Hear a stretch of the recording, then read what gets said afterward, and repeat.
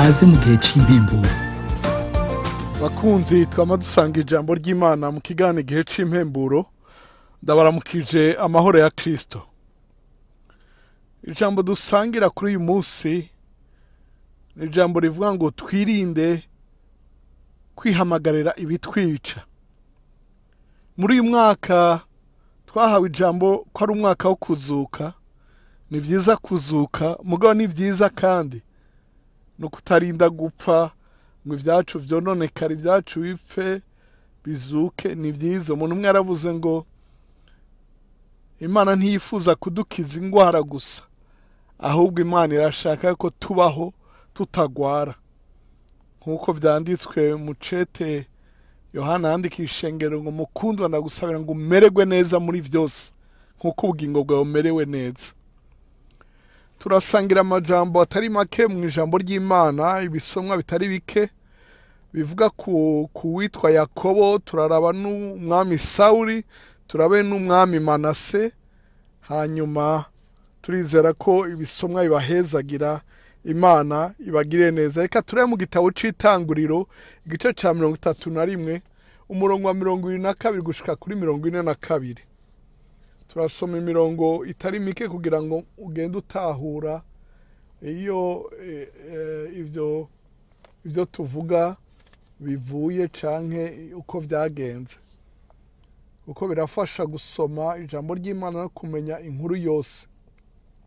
Itanguriro igice ca 31 umurongo wa 22 gushika kuri 42 handitse ngo umutwe w'amajambo handitse ngo Labani akurikira Yakobo amurakiye. Ku munsi ugira gatatu baburira Labani yuko Yakobo yacitse.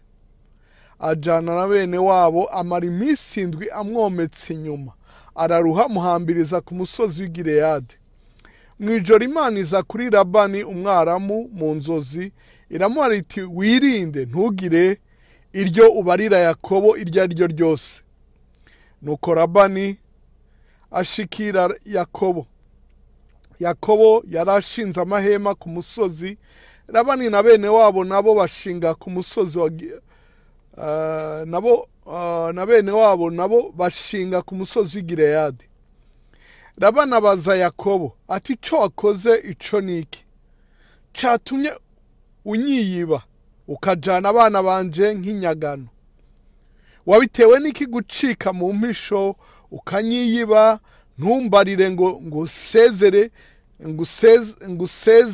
ngusezeze ikiyago c'umunezero no kuririmba no kuvuza agashako k'ingoma n'inanga? Ntunkundire kugumbira abuzukuru banje n'abana banje. Wakoze ivy'ubupfu. Nari kugira ico mbakorako, ariko Imana yaso yambariye muri iri joro iti wirinde ntugire iryo ubarira Yakobo iryo ari ryo ryose. None ko wari ugomvye kugenda ni koko kuko ukumbuye cane iwanyu, ariko niki catumye wiba imana zanje? Yakobo yishura Labani ati irya mbere nuko natinye ko onyaga abakobwa bawe, irya kabiri uwo uri bubonana imana zawe akwiye gupfa. Enda nusake icawe coba mu vyanje ngaho imbere ya bene wanyu, ya bene wacu ukijane, kuko Yakobo atarazi ko Rakeli yazivye. Aha niho ijambo ry'Imana rivuga ngo wumve vuba utebe kuraka. Imana itubabariye cane. Aranyarutsa arahuruduka aravuga ngo wabibonana apfe. Umurongo wa 33 nuko Labani yinjira mu ihema rya Yakobo no mu rya Leya no mu rya za ncoreke zompi arazibura. Ava mu ihema rya Leya yinjira mu rya Rakeli, ariko Rakeli yari yabiriye vya bigirwamana abishira mu matandiko y'ingamiya avyicarako. Labani asaka mu ihema hose arabura. Rakeli abwira se ati ntungirire umwikomo ko ntaguhagurukiye nyakubahwa, nuko ndi mu mihango y'abagore. Nuko arasaka ariko ntiyabona vya bigirwamana. Yakobo araraka.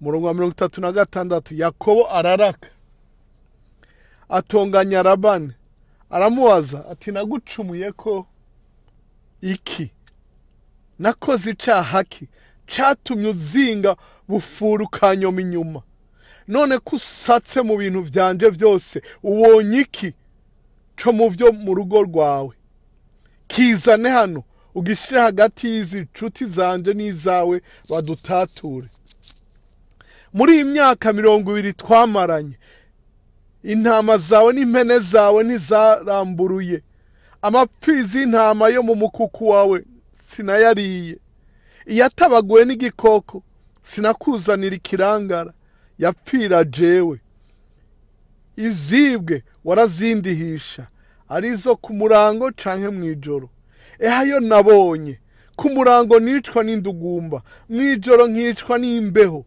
itiro rikaguruka ku maso muri iyi myaka uko ari 20 nabi wawe nagukoreye imyaka 14 nca abakobwa bawe bombi n'iyindi 6 nguca ku mukuku w'intungwa kandi wahinduye ingero zanje ibihetangabo 10 yataba Imana data yarabanye nanje Imana Aburahamu iyo Isaka nyene yubaha ntiwari kubura kundungika ndi nkokore Imana yabonye umubabaro wanje n'ubutame bwanje maze iri joro yaraye irwahukanije Imana ishimwe cyane yarafise ishavu n'umubabaro w'imyaka 20 byose abisuka ngaho mugabo ntiyaraza amajambo yikwegeye turabe mu itanguriro igice ca 35 umurongo wa mbere gushika kwa 22 itanguriro 35 umurongo wa mbere gushika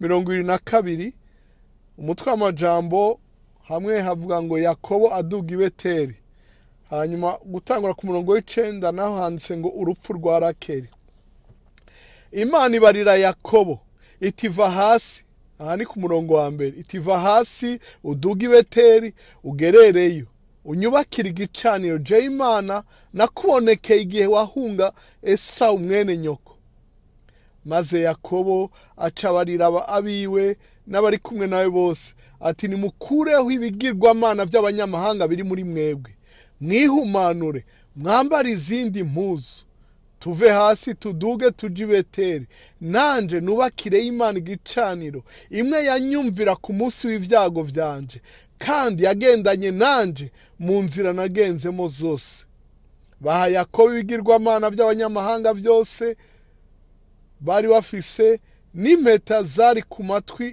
yabo Yakobo abizika munsi y'igiti citwa umweroni cari hafi y'Ishekemu nuko baragenda Imana itera ubwoba isagara bibakikije ntibakurikira bene Yakobo nuko Yakobo ashika iruzi ariho Beteli ho mu gihugu c'i Kanani bona abantu bose bari kumwe nawe ahubaka igicaniro yitaho hantu Eri Beteli kuko ariho Imana yamwiyerekeye igihe yahunga mukuru we kandi Debora umurezi yarareze Rebeka arapfa bamuhamba hepfo y'i Beteli munsi y'igiti citwa umweroni bacita Aroni Bakuti risobanurwa ngo umweroni w'amarira umurongo w'9 igihe Yakobo yaragarutse avuye i Padanaramu Imana yongera kumwiyereka iramuhezagira Imana yamwe ati izina ryawe ryari Yakobo ariko ntucitwa Yakobo kundi wiswe Isirayeli nuko imwita Isirayeli Imana iramuha iti ni jewe Mana ishobora byose urondoke ugwire ihanga rizogukomokako mbere n'igihugu ry'amahanga n'abami bazokomoka mu rura rwawe kandi igihugu nemeye ko mpaye Aburahamu na Isaka nzokiguha nawe n'uruvyaro rwawe ruzogukurikira nzorugiha Imana imusiga aho bivuganye iraduga umurongo wa 14 Yakobo ashinga inkingi y'ibuye ahavuganiye nayo ayisukako ishikanwa ry'ibiturire ayisukako n'amavuta yerayo aho hantu Imana ivuganye nawe Yakobo ahita Beteli Beteli bisobanura ngo inzu y'Imana bava i Beteli baragenda bari bashigaje akarere bagashika muri Efurata. Rakeli araramukwa, aragumigwa, nuvuga ngo afatwa n'ibise agomba yibaruke. Umurongo wa 17, maze akigumiwe umwakirizi aramubarira ati ntacu utinya kuko uhava uvyara uwundi muhungu. Maze ariko aracikana kuko yaciye ahwera, yita uwo mwana Benoni, ariko se amwita Benyamini. Benoni risobanurwa ngo umwana wo mu mubabaro wanje, Benyamini risobanurwa ngo umwana wo mu butama bwanje, hari handi avuga ngo umwana wo kuboko kwanje kw'iburyo. Imana idufashe. Nuko Rakeli arapfa, bamuhamba ku nzira ija Efurata, ariho Betelehemu. Yakobo ashinga inkingi ku mva yiwe, niyo nkingi y'imva ya Rakeli ikiriho na bugingo n'ubu. Aho narahashitse i Betelehemu, iyo nkingi ya Rakeli ahari iri mu gice c'abanyapalestina. Umurongo wa 21, Isirayeli akomeza inzira, ashinga amahema hirya y'umunara wo muri Ederi. Maze Isirayeli akiri muri ico gihugu, Reubeni aragenda asambana na Biruha incoreke ya se. Isirayeli arabimenya. Inkuru zibabaje.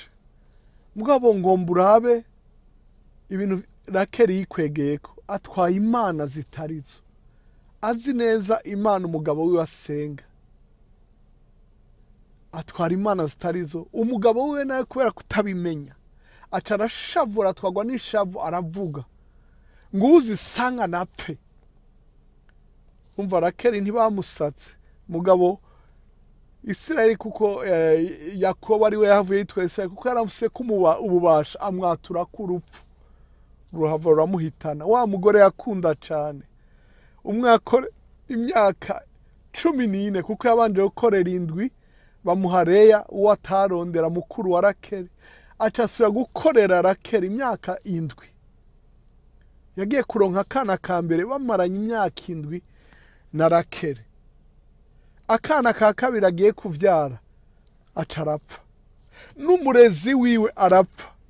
Ngira ngo igihe Yakobo yavuga ngo bazana ibigirwamana byose, ngira Rakeli yanse kwirekura, kuko yabitanga Yakobo yari kumenya yuko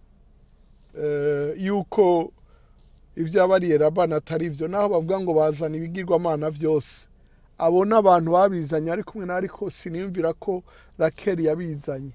Bimukwegera urupfu, n'umurezi wiwe arapfa. Umweroni wari wibereye ngaho uca witwa umweroni w'amarira. Muri uyu mwaka wo kuzuka, reka tureke kwikwegera ko kuzana ibitwica, twihane, tureke ivyo bintu. Hariho abantu bakora ngo niwa biheba uzopfa, utwo tugirwamana baguhaye, two duheko baguhaye bizokugira nabi. Oya, ahubwo kubigumbya bizokugirira nabi. Bishira abakozi b'Imana, ubabarire bagusengere, reka gutinya ngo vyo guhitana, ngo nivyo mama yagusigaye canke papa canke sogokuru. Oya, ntaco bizokugira. Usenga Imana imwe rudende. Hariho uwundi tubona, umwami Sawuli yari yatoranijwe n'Imana. Turaye muri Samweli wa mbere igice ca 28. Samweli wa mbere igice ca 28, kuva ku murongo wa mbere kubandanya gushika ku murongo wa 25. Dusoma ico gice cose. Ndizera ko muryoherwa no gusoma ijambo ry'Imana, ntimurambirwe. Muri iyo minsi Abafilisitiya bakoranya ingabo zabo ngo baje gutera Abisirayeli. Akisha abarira Dawidi atumenye neza ko mwe n'abantu bawe muzotabarana nanje mu rugamba. Dawidi aramwisha ati niko, kandi niho uzomenyera ico ndimwo jewe umusavyi wawe. Akisha aramwisha ati nuko nanje nzokugira uwo kuzigama agatwe kanje na ntaryo. Umurongo wa 3, umutwe w'amajambo avuga ngo Sawuli aja kuraguza. Samweli yari amaze gupfa, Abisirayeli bose bari baramuririye, bamuhambira mu gisagara yabamo. Kandi Sawuli yari yarahoneje abahamagara imizimu n'abamenyi mu gihugu. Nuko Abafilisitiya barakorana, baraza basagaza Ishunemu. Sawuli nawe akoranya Abisirayeli bose, basagaza Igiriboa. Sawuli abonye ingabo za Filisitiya aratinya, aranduka umutima, ariko asiguje Uhoraho ntiyagira ico amwishura. Ari mu nzozi, ari mu buryo bwa Urimu, haba no mu bavugishwa nawe. Maze Sawuli abarira abantu biwe ati, nimumbarize umupfumukazi azi guhamagara imizimu nje kumubaza. Abantu be baramwishura ati, hariho umupfumukazi abizi i Endori. Ku murongo w'8, nuko Sawuli ariyoberanya, yambara izindi mpuzu, ajana n'abantu babiri, baja kuri uwo mupfumukazi mw'ijoro. Maze Sawuli aramubarira ati, ntabara umpamagarize umuzimu ubumenyi bwawe, unzurire uwo ngira nkubarire. Uwo mupfumukazi aramwishura ati, mbega ntuzi ibyo Sawuli yakoze, ingene yahoneje abahamagara imizimu n'abamenyi mu gihugu? Niki gitumye ugomba kunta mu mutego kugira ngo unyicishe? Sawuli amurahira Uhoraho ati, nkurahiye uguhoraho kuhoraho, hakagira ico uzoba kubwibi. Uwo mupfumukazi aramubaza ati, ugomba ko nkuzurira nde? Nawe ati, nzurira Samweli. Uwo mupfumukazi yabonye Samweli atura ubuku, agira ubwoba, atura ubuku n'ijwi rirenga, abaza Sawuli ati, umbeshe iki? Erega ni wowe Sawuli. Umwami aramwishura ati, humura, mbarira ico ubonye. Nyamupfumukazi aramwishura ati, mbonye igisa n'Imana kiduga kiva ikuzimu. Sawuli aramubaza ati, gisa gite? Nawe ati, hariko haraduga umutama, kandi yambaye igikwemu, impuzu yizingiyeko. Maze Sawuli aca amenya ko ari Samweli, akubita inkoro hasi, aramwunamira. Igikwemu ni impuzu yizingiyeko, ngerageje kubisobanura. Umurongo wa 15, nuko Samweli abaza Sawuli ati, niki gitumye uza kunkoma ukanzura? Sawuli aramwishura ati, nuko ndi mu magorwa, kuko Abafilisitiya baje kuntera, kandi Imana ikaba yarantaye ataco ikinyishura, ari mubo ivugisha canke mu nzozi. Nico kinteye kuguhamagara ngo umenyeshe ico nkwiye gukora. Samweli aramwishura ati, ubimbarije iki? Uhoraho yakuretse agahinduka umwansi wawe. Uhoraho yakugiriye nk'uko yari yarabivugiye muri jewe, akunyaze ingoma ayiha mugenzi wawe Dawidi. Kuko utumviye Uhoraho, ntushitse uburake bwiwe bukaze ku Bamaleki, nico kimuteye kukugenza atyo uyu munsi. Mbere mwe n'Abisirayeli Uhoraho azobagabura mu maboko y'Abafilisitiya, kandi ejo mwe n'abahungu bawe muzoba muri aho ndi. Nuvuga ngo uzopfa. Uhoraho agira agabure ingabo z'Abisirayeli mu maboko y'Abafilisitiya. Buno Sawuli yikubita hasi, ararambarara, kuko aranduwe umutima n'ivyo Samweli amubariye.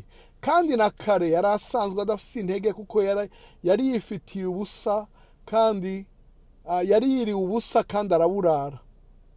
Murantunga.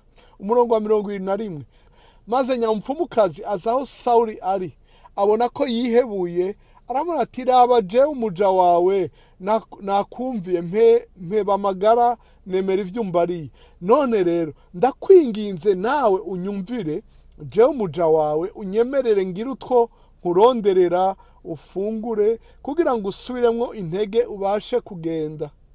Aranka ateka singomba kurya. Ariko abantu biwe bona nyamupfumukazi baramugobera, arabemera, ava hasi yicara ku buriri. Kandi nyamupfumukazi yarafise imasa inuze mu ruhongore, aranyanyasa, arayikerera, ahitana ifu, arayicumba, ayironderamwo umutsima utambiwe, abihereza Sawuli n'abantu biwe, barafungura. Maze iryo joro nyene barahaguruka baragenda. Usomye mu gice ca 31 giheza ico gitabo ca mbere ca Samweli, baravuga ko Sawuli yapfuye. Uravye mu gitabo ca mbere co ku ngoma igice ca 10 kuva ku murongo wa mbere ushika kwa 14, aravuga ingene Sawuli yapfuye n'abahungu biwe bose. Bakavuga ngo kuko yagiye kuraguza, kubaza imizimu, ntasiguze Uhoraho. naho uhoraho yari yamuhanye. Uhoraho ntagomba kuduheba rwose, ngo ntagomba ko hagira uwopfa. Ntiwugume mu byango ntaco ncera. Va muri ivyo bintu wikwegera k'urupfu, vyo kuguhenda, vy'ubupfumu, vyo kuraguza, vyo kubandwa, vyo guterekera, vyo kugendana ibiheko. Hariho uwundi nawe yabikoze yitwa Manase. Uravye mu bami ba kabiri igice ca 21 kuva ku murongo wa mbere gushika kwa 12, yagendeye mu bintu vy'ubuyobe. We bagenda azana n'ibigirwamana bishira mu ngoro y'Uhoraho. Uravuga uti yari yananiye, mugabo uyu munsi hariho abantu baja gusenga bambaye ibiheko. Hari igihe ubushobozi bwigeze kumanuka turi mu gikorane, abadayimoni bafata umuntu baramuzungagiza bavuga ngo turagiye, mugabo tugenda dutwaye ivyacu. Umwana w'umwigeme abadayimoni bariko baramuvamo, aca aragenda afata umukenyezi amufata mu gitenge yambaye. Kumbe wa mukenyezi yari yambariye kw'ibiheko, yaje gusenga. Abantu bamwe baravuga ngo nukubagarira zose ntawe uziza ibizomera. Muntu w'Imana, mwana w'Imana, we wavukiye mu nzu y'Imana, we wavukiye mu nzu y'abakristo, upfa muri ivyo bintu. Nawe utarakizwa ukizwe, uve muri ivyo bintu. Uhoraho arakwiyereka, aragukiza. Umwanya uratujanye, nari kubasomera vyinshi. Mubare w'igice ca 19 umurongo wa 31, Mose aravuga ngo ntihazagire uja gukora ivyo bintu abaza imizimu. Mubare w'imirongo iri umurongo wa 6 naho nyene. Mubare w'igice ca 20 umurongo wa 27 barabibuza. Mu gusura mu vyagezwe igice ca 18 umurongo wa 11 barabitubuza. Mu gusura mu vyagezwe igice ca 26, gusura mu vyagezwe igice ca 26, Mose aravuga ingene abise bazokwifata ni waja gushikana. Urumva hari abaja gushikana ariko bakigendera muri ivyo, ngo ni waja gushikana uzuvuge gutya. Gice ca 26 umurongo wa 12 gushika 15 handitse ngo nimwamara gukura ikigira 10 kuvyo mwejeje byose mu mwaka ugira gatatu, ariwo mwaka wo gutangamwo ikigira 10, ibigira 10 nyene, muze mubihe abarewi n'inyambukira n'impfuvyi n'abapfakazi babiriri wanyu bahage. Umuntu wese aheza avugira imbere y'Uhoraho Imana yanyu ati nkuye ivyarobanuwe mu nzu yanje, mbihaye umurewi n'inyambukira n'impfuvyi n'umupfakazi, nk'uko ivyagezwe vyawe byose biri. Ivyo wangeze sinaciye mu cagezwe cawe na kimwe, canke ngo ngire ico nibagira muri vyo. Sinatamiye kuri ivyo vyarobanuye ngandaye, sinabiteruye mpumanye, canke ngo ndabitange kwibiterekerezwa imizimu. Ariko numviye wewe Uhoraho Imana yanje, nitondeye ivyo wangeze byose. Tuma inyonga zawe hasi uriyo mwijuru aho ubahera, uduhe umugisha twebwe abantu bawe b'Abisirayeli, twe n'igihugu waduhaye, nk'uko warahiye ba sogokuruza kuzoduha, igihugu gitemba amata n'ubuki. Imana itubabarire, Imana dushobore gusenga nk'aba bantu tuti Imana ntitwagiye kubaza imizimu, ntitwagiye guterekera, turazanye ibyawe. Imana idutabare.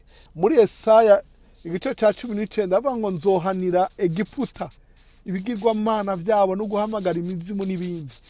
Iyo usoma Egiputa, Ethiopia, ugasoma Sheba, ugasoma ayandi mazina avuga kuri Afrika, umenye ko ari Afrika. Bavuga kubirabura, bavuga kuri Afrika. Iki ni kimwe mu bintu bitugiriye nabi muri Afrika, bibujije abantu gutera imbere, bagiye mu bintu by'ubujuju, byo gusenga imizimu, byo kuhamagara abapfuye n'ibindi. Muri uyu mwaka wo kuzuka, reka tureke kwihamagara ibitwica. Imana duhezagirane, Imana tugire neza twese. Murakoze kudutega yombi. Reka dusengere hamwe dusozera. Mwami wakoze kubw'ijambo ryawe, utubabarire kubwacu no kubwa bene wacu, uturabe neza, ntuduharure ko iki caha, udushoboze gukurikira ubugingo no kubugumako, udushoboze kukurondera wewe wenyene, ntihakagira izindi mana tukubangikanye. Urakoze kumvise ugusenga kwacu, ubabarire ariko aranyumva, umushoboze gukura ibyo byose bitaguhimbara iwe no mu biwe. Urakoze mbere no mu byiwe, urakoze kumvise ugusenga kwacu, izina ryawe rishigwe hejuru. Urakoze mu izina rya Yesu Kristo umwami wacu dusenze gutyo, amen. Murakoze cyane, umwami abahezagire, umwaka mwiza wo kuzuka, murakazuka mubanye no mu byanyu, umunsi mwiza, ijoro ryiza, igihe ciza aho muherereye hose.